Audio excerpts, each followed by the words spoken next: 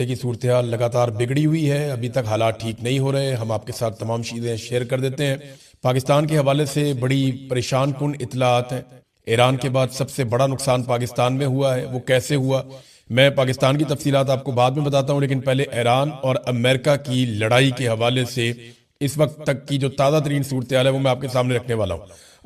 लड़ाई में बहुत सारे और ममालिक अब कूदना शुरू हो गए हैं, जिनमें सबसे पहले बरतानवी वजीर आजम ने अमेरिका को अपनी मिलिट्री बेसिस ईरान पर हमलों के लिए इस्तेमाल करने की इजाज़त दे दी है। इससे पहले बरतानिया ने मना किया था, लेकिन क्योंकि अमेरिका के जो भी हथियार ईरान की रेंज में है, तो ईरान लगातार उनके ऊपर अटैक कर रहा है और शायद इस सूरत हाल का अंदाजा नहीं था अमेरिका को। तो अब बरतानवी बेसिस को इस्तेमाल करना चाहता है अमेरिका। उससे ज़रा फ़ायदा ये होगा कि कुछ बेसिस ईरान की रेंज से बाहर है। एक ये भी इतला आई है कि साइप्रस जो है वो तुर्की के पास है और यूनान के पास है आधा, और बीच में कुछ एरिया जो है वो बरतानिया के पास भी है, और वहां पे बरतानिया की मिलिट्री बेस है। उसके ऊपर भी ईरान ने मिसाइल दागा है, वहां पे भी हमला किया है। और फ्रांस, जर्मनी और बरतानिया का एक मुश्तरका बयान भी आया, यानी अब ये ममालिक आहिस्ता आहिस्ता इस जंग का हिस्सा बनने की तरफ आ रहे हैं। ये जो मुश्तरका बयान है, इसमें इन ममालिक ने कहा कि जरूरत पड़ी तो ईरान के खिलाफ दिफाई कार्रवाई करने का पूरा हक रखते हैं, यानी हम भी एक अस्करी कार्रवाई कर सकते हैं ईरान के खिलाफ।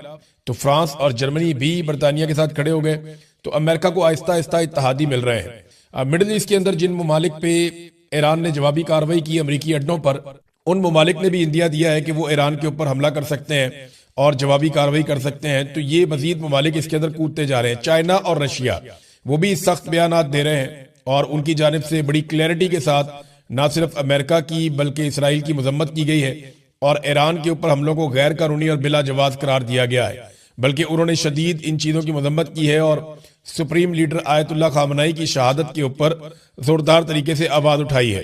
खास तौर पर रशिया ने, लबनान से हिजबुल्लाह ने इसराइल के ऊपर मिसाइल दाग दिए हैं। देखें, हिजबुल्लाह जो है इसको ईरान ने हमेशा सपोर्ट किया है, और लबनान में हिजबुल्लाह की जड़ें हैं, और इसराइल को इस बात का पता था। इसराइल काफी अरसे से लेबनान के ऊपर बार बार अटैक करता है, लेकिन इस वक्त क्योंकि इसराइल खुद बहुत बुरी तरह हमलों की जद में है, तो लेबनान की जानिब से हिजबुल्लाह ने इसराइल के ऊपर मिसाइल दागे हैं। अब तक की इतला के मुताबिक 6 मिसाइल आकर लगे हैं। ये सूरत हाल है। जो बाकी ममालिक इसमें आहिस्ता आहिस्ता कूद रहे हैं, इसका हिस्सा बन रहे हैं। ईरान पर हमले बहुत शिद्दत से हो रहे हैं। दूसरी जानिब ईरान भी मिसाइलों की बारिश कर रहा है।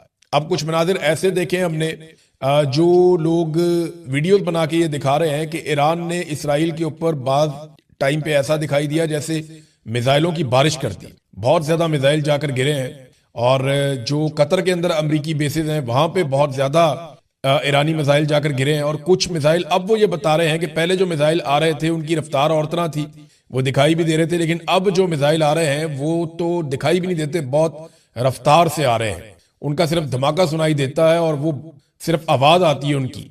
तो अब ईरान जो है वो हाइपरसोनिक या बहुत जदीद हथियार इस्तेमाल करना शुरू हो गया। ईरान के पास हथियार हैं कितने, इसके बारे में मैं आपको ये बताता हूं, क्योंकि बहुत सारे लोग ये सवाल पूछ रहे हैं कि ईरान के पास कितने मिसाइल हैं और वो कितने दिनों तक इन मिसाइलों का इस्तेमाल कर सकता है। तो ये जखीरे के बारे में ना कोई भी मुस्तनद इंफॉर्मेशन नहीं है।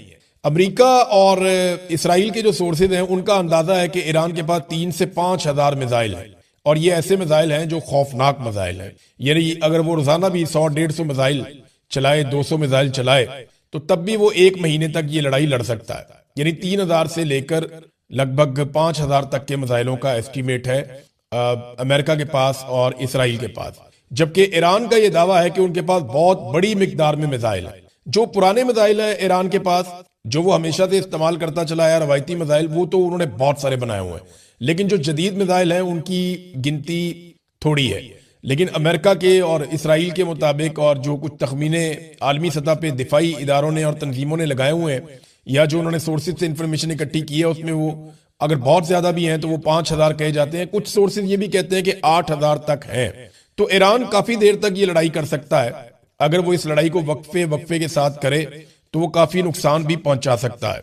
अच्छा, क्या ईरान में रजीम तब्दील किया जा सकता है? देखें, ये सारा मामला हो तो इसलिए रहा है कि ईरान को दबाव में लिया जाए और ईरान को उन शराइत पे लाया जाए जिन शराइत के ऊपर अमेरिका और इसराइल राजी हो जाए, और इसराइल के लिए खतरा हमेशा के लिए टल जाए या खत्म हो जाए, या अरब ममालिक भी अपने आप को ईरान से एक ऐसा मुल्क समझेंगे जिसको अब ईरान की तरफ से कोई खतरा नहीं है। हालांकि ईरान के मामला अरबों के साथ कभी उतने बुरे उस तरह रहे नहीं।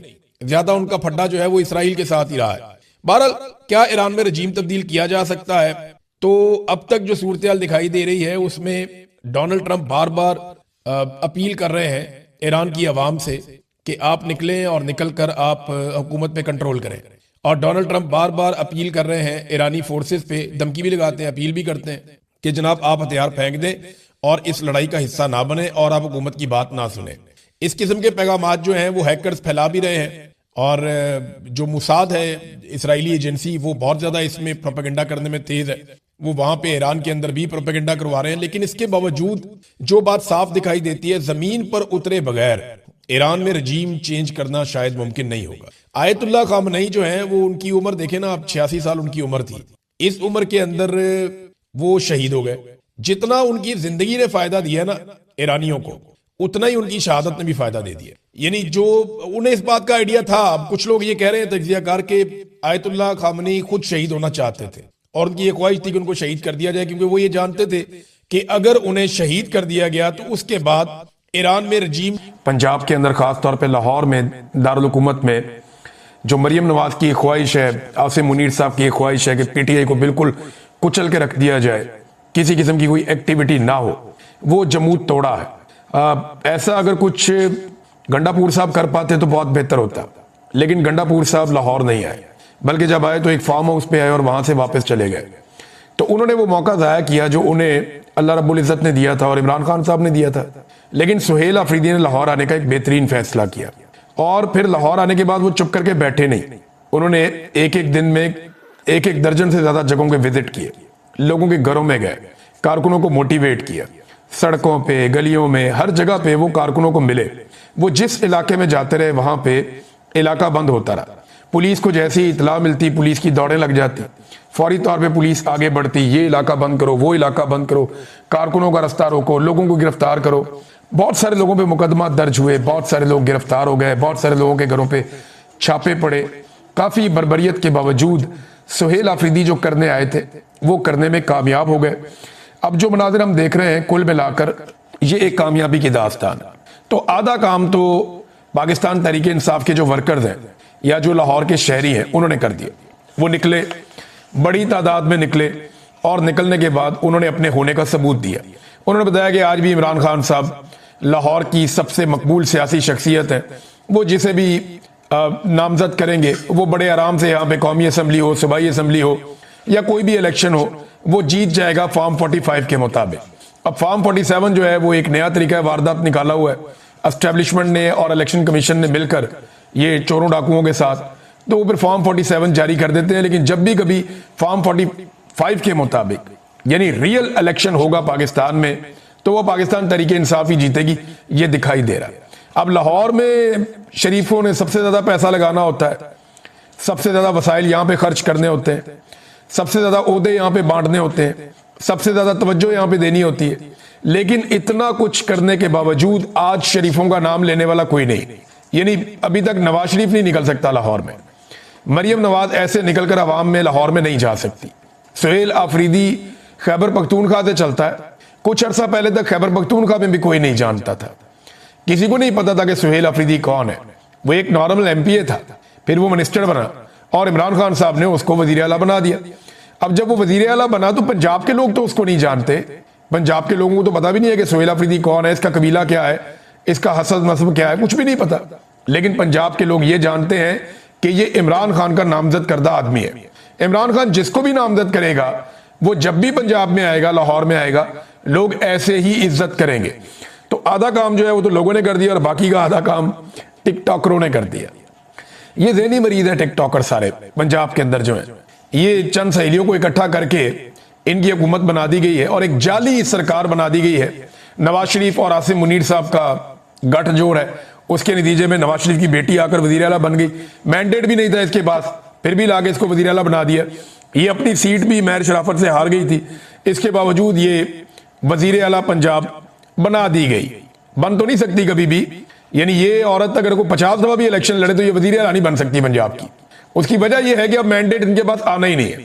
जो गंद इन्होंने मार दी है ना पाकिस्तान की और पंजाब की आवाम के साथ, जो जुल्म और ज्यादती कर दी है, ना कभी इनको किसान वोट देगा, ना कभी मजदूर वोट देगा, ना कोई मेहनत कश इन्हें वोट देगा, ना कोई तालिब इल्म इन्हें वोट देगा, ना कोई उस्ताद इन्हें वोट देगा, ना कोई बेचारा सरकारी मुलाजिम इन्हें वोट देगा। इन्हें वोट अब कोई नहीं देता। जो कुछ इन्होंने पंजाब की आवाम के साथ कर दिया है, और गरीब तो वैसे ही इन्होंने कुचल दिया है, तो वोटों वाली तरफ से तो इनको ना है। हाँ, जब तक इनको कोई फील्ड मार्शल इनका वाकिफ बन जाए, कोई आर्मी चीफ इनका वाकिफ बन जाए, कोई बूट शूट इनको मिल जाए पॉलिश करने के लिए, और उस पॉलिश के नतीजे में ये हुकूमत में आ जाए, तो वो एक अलग बात है।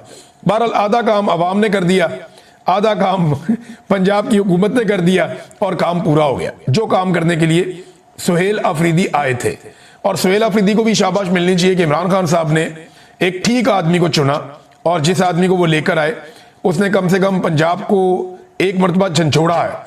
अब देखना यह है कि पंजाब की जो सियासी क़यादत है, यहाँ के MNAs, MPAs, यहाँ के टिकट होल्डर्स, ये सारे लोग अब किस तरह इस सारे मामले को कैश करते हैं। ये जो एक थोड़ी सी तहरीक पैदा हुई है, इस तहरीक को बड़ी तहरीक में कन्वर्ट कैसे करते हैं, ये आने वाले दिनों में पता चलेगा। अच्छा नादरीन, उमर चीमा के घर जाने की कोशिश की सुहेल अफरीदी ने। ये बताया सलमान अकरम राजा साहब ने कि जनाब सुहेल अफरीदी साहब को जाना था उमर चीमा साहब के घर, लेकिन क्योंकि उमर चीमा साहब का घर जो है वो छावनी में है, कंटोनमेंट में, तो कंटोनमेंट में जनाब उन्हें रोक दिया गया, उन्हें नहीं जाने दिया गया। तो अब वो कह रहे हैं जी हम आज दोबारा जाने की कोशिश करेंगे, लेकिन कल उन्होंने जाना चाहा तो छावनी के अंदर घर है कंटोनमेंट में, तो कंटोनमेंट को पाकिस्तान से बाहर तो नहीं है ना। वजीर आला कंटोनमेंट में क्यों नहीं जा सकता? कंटोनमेंट किसी के बाप की जागीर तो नहीं है। कंटोनमेंट जो है वो एक छावनी का इलाका है, लेकिन पाकिस्तान का हिस्सा है। अब वो कोई भारत में थोड़ी है जहां पे वीजा लेकर जाना पड़ेगा, तो वजीर आला को वहां पे जाना चाहिए। वो कह रहे हैं जी आज के दिन में दोबारा कोशिश करेंगे, और बदसलूकी की तवक्को की जा सकती है कि हमारे साथ बदसलूकी भी की जाए। वैसे एस्टेब्लिशमेंट को होश के नाखून लेने चाहिए, ऐसी घटिया हरकतें नहीं करनी चाहिए कि अवाम जो है वो कंटोनमेंट में दाखिल ना हो, या अवामी वजीर आला जो है वो कंटोनमेंट में दाखिल ना हो। जब कंटोनमेंट के लोग पूरे पाकिस्तान में फिर सकते हैं, तो पाकिस्तानी जो है वो कंटोनमेंट में क्यों नहीं जा सकते? ये क्या बकवास है? इंडिया कंटोनमेंट खत्म कर रहा है, और पाकिस्तान के अंदर जनाब कंटोनमेंट के अंदर अवामी वजीर आला नहीं जा सकता। ये हालात पैदा कर दिए। वो सुहेल अफरीदी फूड स्ट्रीट गए कि जनाब फूड स्ट्रीट में जाऊंगा, वहां जाके खाना खाना था रात का, और इस बात का बड़ा खदशा था क्योंकि अंदरून शहर में बहुत ताकत है पाकिस्तान तहरीक इंसाफ की, तो लोगों ने बहुत रश लगा दिया जहां जहां से वो गुजरे। सुहेल अफरीदी खुद रुक के नारे लगवाते रहे। अब जब वो फूड स्ट्रीट गए तो उनके जाने से पहले फूड स्ट्रीट की लाइटें बंद करके पूरी फूड स्ट्रीट ही बंद करवा दी। अंदाजा करें ये निजाम कितना डरा हुआ है। वो भाई एक बंदा खाना खाने जा रहा है, वहां बेशुमार लाइटें लगाई गई हैं, वो रात को जागने वाला माहौल है। एक मेहमान वजीर आला आया है, और अगर वो फूड स्ट्रीट में जाके खाना खा लेगा तो आपको तो चाहिए था स्पेशल एहतमाम करते, वहां सिक्योरिटी का बंदोबस्त करते, वहां पे ज्यादा लाइटें जलाते, वहां के होटल वालों को कहते कि अगर ताखीर भी हो जाए तो आपने परवाह नहीं करनी। एक मेहमान वजीर आला आया, उसको वहां खाना खाने देना। इन्होंने क्या किया? इन्होंने लाइटें बंद करवा दी, फूड स्ट्रीट ही बंद हो गई। अंदाजा करें आप, यानी कोई वफद आ जाए ना गैर मुल्की, छोटा मोटा कोई थर्ड क्लास मुल्क का भी कोई गवर्नर आ जाए या कोई हुक्मरान आ जाए, तो ये क्या करते हैं? ये सारी सारी रात लाइटें जला के रखते हैं। ये जनाब शाही किला आधी रात को खोल देते हैं। ये हजूरी बाग के अंदर बड़े बड़े प्रोग्राम करवाते हैं। लेकिन एक सूबे का वजीर आला आया और वो अवामी मुंतखब नुमाइंदा है, वहां गुडविल जेस्चर देने की बजाय फूड स्ट्रीट की लाइटें बंद कर दी। ये तो अच्छा, मैं वैसे ये देख रहा हूं कि मरियम नवाज ने कोशिश करनी है नवाज शरीफ का रिकॉर्ड तोड़ने की, लेकिन नवाज शरीफ का रिकॉर्ड इतना आसान नहीं है तोड़ना। जुल्म, बर्बरियत, 2 नंबरी, फ्रॉड और बूट पॉलिश में नवाज शरीफ साहब ने जो मुकाम हासिल किया है, ये बहुत मुश्किल है कि कोई और ज़हनी मरीज वो मुकाम हासिल कर सके। अब मेरे पास एक बड़ी मजेदार खबर है, बहुत ही जबरदस्त खबर है। मैं आपको 1-2 दिन में खबर में चोर कर रहा हूं। मैं आपको खबर दूंगा टिकटॉकरे आला के हवाले से। बड़ी कमाल खबर है, आप बहुत एंजॉय करेंगे। सिर्फ मुझे 2 दिन और दे दे, मैं इस खबर को जरा थोड़ा सा और पॉलिश कर लूं, जरा 1-2 सोर्सेज और चेक कर लूं, आपको बड़ी इंटरेस्टिंग खबर दूंगा इनके हवाले से, और ऐसी खबर दूंगा कि ये खुद भी सर पकड़ के बैठ जाएंगे कि ये खबर बाहर कैसे निकली। जिले शाह के घर जाना था, नईम हैदर पंजूसा साहब ने कहा था कि ये जिले शाह के घर जाएंगे, और मुझे लगा कि शायद आज कल दिन में ये गए भी हैं, लेकिन वो पता चला कि जिले शाह की फैमिली को शहर से बाहर कहीं और शिफ्ट कर दिया, और ये पंजाब हुकूमत ने किया, ये उन्होंने इल्जाम लगाया। अभी कुछ एक्टिविटीज और हैं जो सुहेल अफरीदी ने आज के दिन में लाहौर में करनी है। देखते हैं कि और कितना ज्यादा मोमेंटम वो बनाते हैं, लेकिन इसको एक कामयाब दौरा ही कहा जाएगा। किसी भी सियासी शख्सियत को ऐसा दौरा मिल जाए जहां पे रुकावटें भी हों, तंग भी किया जाए, गिरफ्तारियां भी हों। अब 11-12 बंदे तो वो गिरफ्तार हो गए हैं जो उनके साथ वफद के साथ साथ जा रहे थे। 11 बंदे बताया जा रहा है कि वो गिरफ्तार हो गए। और लाहौर में तो बेशुमार गिरफ्तारियां हमेशा होती रहती हैं, मजीद गिरफ्तारियां भी की गई हैं, तो ये बड़ा एक माहौल बना हुआ है। अब नाज़रीन, मुझे एक बात समझ आ गई इस सारे एपिसोड से कि पाकिस्तान की जो मिलिट्री एस्टेब्लिशमेंट है या जो फौजी क़यादत है वो हमेशा से तलबा तंजीमों के खिलाफ क्यों रही है। मुझे माजी में समझ नहीं आता था, मुझे लगता था शायद ये सोचते हैं कि तलबा तंजीमों की वजह से कोई दहशतगर्दी हो जाती है, कोई लड़ाई झगड़ा हो जाता है, कोई तालिब इल्म अपनी एजुकेशन से दूर चले जाते हैं। भाई अगर तालिब इल्मों को आपने सियासत से दूर रखना है तो आप पॉलिटिकल साइंस का मजमून ही खत्म कर दें, आप माशरत उलूम खत्म कर दें। भाई सियासत तो वो अपने निसाब के अंदर पढ़ते हैं, तो फिर ये कैसे हो सकता है कि आप उन्हें सियासत से मुकम्मल तौर पे दूर रखें। सियासत से उनका आईनी हक है, ये आइन के अंदर लिखा है, कानूनी हक है उनका। तो मुझे अब समझ आई कि पाकिस्तान की मिलिट्री एस्टेब्लिशमेंट या पाकिस्तान के जर्नैल वो हमेशा से क्यों इस बात के खिलाफ है कि स्टूडेंट पॉलिटिक्स का हिस्सा ना बने, या जो स्टूडेंट तंजीमें हैं जैसे MSF है, PSF है, अभी ISF बहुत तगड़ी है, इंसाफ स्टूडेंट फेडरेशन, ये हमेशा से क्यों सोचते थे या क्यों ये कोशिश करते थे कि कॉलेजेस में और यूनिवर्सिटीज के अंदर तलबा तंजीमें काम ना करें। ये सुहेल अफरीदी को देखकर समझ आ रही है, ये बात मीना खान अफरीदी को देखकर समझ आ रही है, ये बात मुराद सईद को देखकर समझ आ रही है, ये बात शाहिद खटक को देखकर समझ आ रही है, ये इन नौजवानों को देखकर बात समझ आ रही है कि एक्चुअली ISF से इतना ज्यादा ये क्यों डरते हैं। और बहुत सारे नौजवान हैं, बहुत सारों के नाम मैं ले पाऊंगा, बहुत सारों के मुझे याद भी नहीं, लेकिन ISF ने जिस तरह से लीडर पैदा किए हैं और जैसे उन्होंने एस्टेब्लिशमेंट के नाक में दम किया है और जिस तरीके से उन्होंने मिच्योर पॉलिटिक्स की है, वो ये बताता है कि तलबा के सियासत में आने से क्यों पाकिस्तान के जर्नैल खौफजदा होते हैं। लिहाजा अब पूरा फोकस करना चाहिए इस बात के ऊपर तमाम पॉलिटिकल पार्टीज को, नवाज शरीफ को भी, जरदारी को भी और बाकी पॉलिटिकल पार्टीज को भी। PTI तो कर ही रही है, सबको इस बात के ऊपर फोकस करना चाहिए कि जितना मैक्सिमम हो सके नौजवानों को कॉलेजेस में, यूनिवर्सिटीज में पॉलिटिक्स के अंदर इन्वॉल्व किया जाए, क्योंकि स्टूडेंट जब पॉलिटिक्स को समझेगा, जब वो उसके अंदर आएगा, तो जब वो अमली सियासत में आएगा तो वो बहुत मिच्योर पॉलिटिकल लीडर बन के आएगा। सबने तो सियासत में नहीं जाना होता, सैकड़ों में एक होता है जो प्रॉपर सियासत के अंदर आता है। लिहाजा ये सब पॉलिटिकल पार्टीज को करना चाहिए और ये तालिब इल्म ही होंगे जो पाकिस्तान के अंदर से आमरीत को दफन करेंगे, अगर कोई दफन करना चाहे तो। वरना मैं यहां पे आज वो बाप बेटे के स्टेटमेंट सुन रहा था जरदारियों के, ये बड़ा जरदारी, छोटा जरदारी, आसिफ जरदारी और बिलावल जरदारी, मैं दोनों के स्टेटमेंट सुन रहा था और मैं हैरान हो गया इनके स्टेटमेंट सुन के। ये बेनजीर भुट्टो साहिबा की बरसी के स्टेटमेंट्स हैं और जो इन्होंने तारीफें की हैं फील्ड मार्शल की, मैं आपको थोड़ी सी बताता हूं। ये तारीफें सुन के तो मैं तो हैरान हो गया। यानी एक जनाब जरदारी साहब, हमारा फील्ड मार्शल नाकों चने चबवा देगा। फिर बिलावल, फील्ड मार्शल का नाम सुनते ही मोदी छुप जाता है, गायब हो जाता है। फिर बिलावल ने कहा जिन तैयारों से भारतीय तैयारे गिराए वो जरदारी ने मंगवाए थे। वो कब मंगवाए थे भाई, किसी को पता ही नहीं है इस बारे में। और जरदारी साहब ने जो तारीफें की, जमीन आसमान के कलाबे मिला दिए फील्ड मार्शल की तारीफों में। ट्रंप भी हमारे फील्ड मार्शल का नाम लेता है। अच्छा, बरसी बेनजीर की है, बेनजीर की बरसी है और एक डिक्टेटर पे इल्जाम है कि उसने बेनजीर को कत्ल करवाया था और एक दूसरे डिक्टेटर नुमा शख्स की कहते तारीफें कर रहे हैं। यानी एक मिलिट्री चीफ के ऊपर इल्जाम है, यानी एक ने जुल्फिकार अली भुट्टो को कत्ल करवा दिया अदालत से और एक ने बेनजीर भुट्टो को शहीद करवा दिया, और एक की ये दोनों बाप बेटा जमीन आसमान के खिलाफे में लाके तारीफें कर रहे हैं। ये बिलावल की तरह बात सुना को बड़ा मजा आएगा। फील्ड मार्शल साहब का नाम सुनते ही भारत का मोदी छुप ही जाता है, गायब हो जाता है। इसको एक दफा और सुना को बड़ा मजा आएगा। ये बिलावल है। फील्ड मार्शल साहब का नाम सुनते ही भारत का मोदी छुप ही जाता है, गायब हो जाता है। अच्छा, और भी बड़ी तारीफें की हैं, जरदारी ने भी बहुत तारीफें की है। अच्छा, मजा आ गया। वैसे बेनजीर भुट्टो अगर जिंदा होती ना अगर बेनजीर भुट्टो जिंदा होती ना तो पक्की लितरॉल थी। मैं अच्छी तरह बेनजीर भुट्टो साहिबा का, उनका जो सियासी कद था, उनकी जो सियासी समझ थी, वो बहुत एंटी एस्टेब्लिशमेंट किस्म की खातून थी। उन्होंने कोशिश की अपनी लाइफ में कि जितना हो सके फौज को सियासत से दूर करें और फौज को या जर्नैलों को उनकी हदूद के अंदर रखा जाए। अगर बेनजीर को पता होता कि उनका बेटा इतने अच्छे जूते पॉलिश करेगा, इतने अच्छे जूते पॉलिश करेगा, तो वो एक वसीयत लिख कर जाती है। एक तो इन्होंने ये वसीयत लाकर सामने रख दी थी ना कि बिलावल जनाब वो शरीक चेयरमैन है और जरदारी भी चेयरमैन है, वो वसीयत बना के उन्होंने गेम डाल दी थी। बेनजीर वाकई एक वसीयत लिख कर जाती और उसमें लिख कर जाती कि कुछ हो जाए बिलावल को सियासत में नहीं लाना, वरना ये हमारा नाम डुबो देगा। यानी मैं हैरान हो रहा हूं कि बेनजीर की बरसी है और तारीफें किसकी हो रही हैं? फील्ड मार्शल आसिम मुनीर की। अच्छा, ये खुशामद कर रहे हैं, लेकिन खुशामद ही है ना, और क्या है? यानी कभी ये खाते डाल देते हैं नवाज शरीफ की उसने जंग जीती है, कभी शहबाज शरीफ की उसने जंग जीती है, कभी ये खाते डाल देते हैं जरदारी के उसने जंग जीती है। नहीं, जरदारी ने ये भी कहानी सुना दी कि मेरे पास एक बंदा आया, मेरा मिलिट्री सेक्रेटरी, उसने कहा जी आप बंकर में घुस जाएं, जंग शुरू हो गई है। तो मैंने कहा जी लीडर जो है ना वो मैदान जंग में मरते हैं, बंकर में नहीं मरते। तो जरदारी साहब कौन से मैदान जंग में आप गए थे?